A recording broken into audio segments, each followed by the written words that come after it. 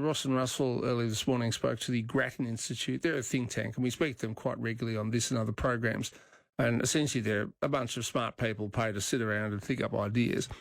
Their latest idea is to essentially, well, not remove planning controls, but to liberate them in a way, to make them much looser, such that you could build dwellings up to 3 stories high in the inner suburbs, and no one would be able to object to it.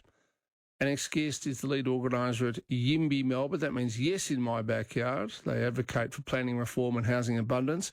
Jonathan O'Brien, good morning. Good morning, Tom. How are you? Well, I'm good. I mean, I think theoretically the Grattan Institute has a good idea here, but I just know that you see streets where every house is a single story, and suddenly people want to build 3-story houses. The neighbours won't like it. So how do we deal with that? Well, I think we deal with that by recognizing that being lucky enough to buy a block of land, some number of years ago, 10, 20, 50 years ago, doesn't necessarily mean that you can stop people from building the homes they want to live in that same area, right? These are the most desirable parts of our city. They're nearest the jobs, parks, transport. These are the places where we should be building homes, and it makes sense to allow people to do that.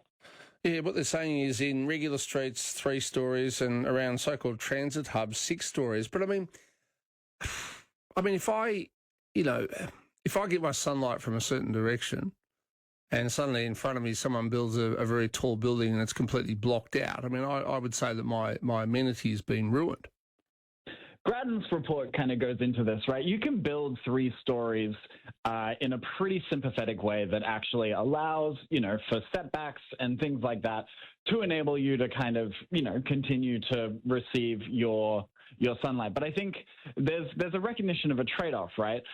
Insofar as how much are you able to stop other people from living in an area based on kind of being lucky enough to be there first, right? Because your sunlight, an infinite right for everyone to infinite sunlight means that there are going to be fewer homes. And as a society, we kind of need to make a certain judgments and trade off and say, well, actually, building homes is really important. Housing is so expensive in this country. People are being priced out, pushed further out, and actually trading off a few solar beams is actually worth it if it means that more people get to live in the places they want to live. Okay, but if I think of, I live in a 2-story house, and that's relatively common.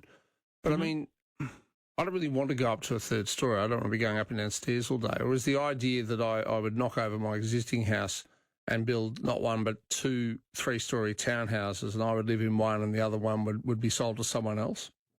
Yeah, I think that's a really tangible example of exactly how you could densify the city really quick.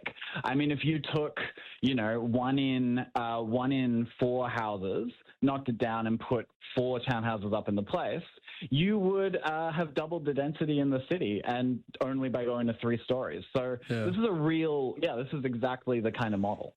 See, but another issue I can think of, some of the biggest demand for townhouses comes from retired people who, are downsizing from the family home and need something smaller, but they, generally speaking, don't want to climb up and down stairs. They want a single-story ground-level townhouse.